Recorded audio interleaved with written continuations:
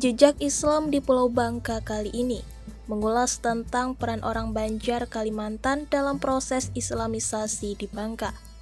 Seperti diketahui, Belanda menghapuskan Kesultanan Banjar pada tahun 1859. Pada saat itu, kondisi di Bangka maupun Banjar saat itu cukup kondusif, sehingga proses penyebaran agama Islam di Bangka dapat lebih mudah.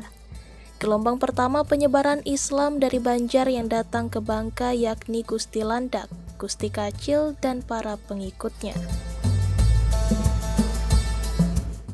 Assalamualaikum warahmatullahi wabarakatuh.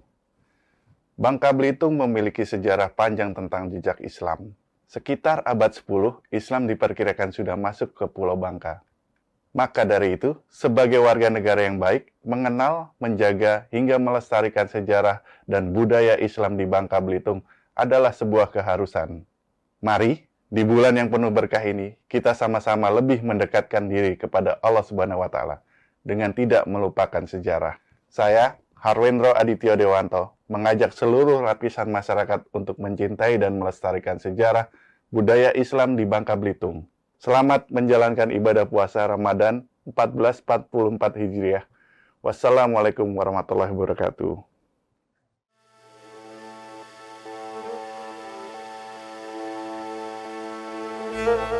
Orang-orang dari Kesultanan Banjar berdatangan ke Bangka dengan identitas yang berbeda, seperti Gusti Landak atau Muhammad Afif ayah Syekh Abdurrahman Siddiq bersama Pangeran Gusti Kacil.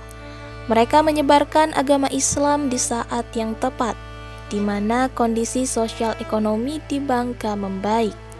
Begitu juga kemanaan yang kondusif. Pejabat pemerintahan Belanda saat itu lebih sibuk mengurus tata pertambangan timah. Pada tahun 1859, Kesultanan Banjar itu dihapus oleh Belanda. Posisi sudah tenang. Orang-orang dari Kesultanan Banjar itu sebagian datang ke Pulau Bangka dengan identitas berbeda. Kita sebut Gusti Muhammad Afif, misalnya, itu Gusti Landak. Beliau adalah ayah dari Syekh Abdurrahman Siddiq. Beliau datang bersamaan dengan salah satu pangeran dari Kesultanan Banjar, namanya Gusti Kacil, pangeran muda. Waktu itu ada sayembara kalau Gusti Kacil ini ditangkap, duit lah kira-kira kayak gitu. Melalui pendekatan keluarga tadi, ulama tadi, Gusti Landak, karena dua-duanya nggak mau, udah kita keluar dari Banjar. Datanglah ke Pulau Bangka. Mereka berdua menyebarkan agama Islam di saat yang tepat, di mana masyarakat Bangka itu posisi dalam kondisi sosial ekonominya aman, ketetipan aman, pemerintahan Belanda mapan, ya kan, dari level bawah sampai level atas itu mereka hanya sibuk ngurusin timah. Jadi pejabat-pejabat itu sibuk ngurusin timah dan bayar. Kehadiran Gusti Kacil cukup dikenal oleh warga masyarakat Bangka, hingga mendapat gelar panggilan atau Majid.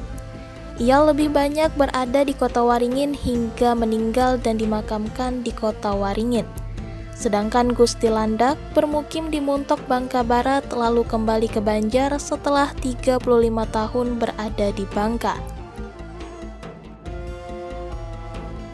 Sosial ekonomi masyarakat Bangka aman. Datanglah dua tokoh ini. Dan dua tokoh ini tidak membawa sebagai pejabat. Gusti Kacil bagi orang Bangka tahunya atau Majid, bukan Gusti Kacil. Nah, Gusti Landak ini mungkinnya di Mentok, Gusti Landaknya ya. Kemudian kalau Gusti Kacil sampai wafat beliau di kota Waringin, makamnya juga ada di sana. Itu komplek dengan makam Harimau Karang itu. Nah, Gusti Landak itu kembali ke Banjar setelah 35 tahun di Banjar.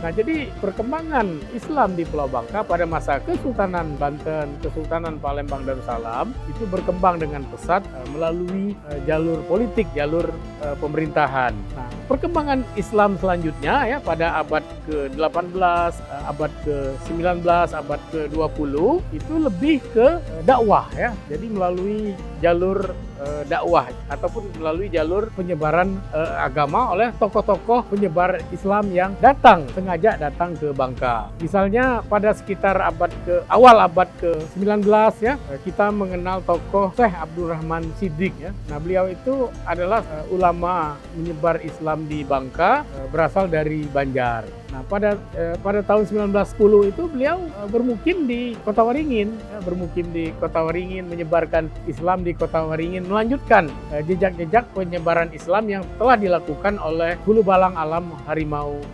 Garang.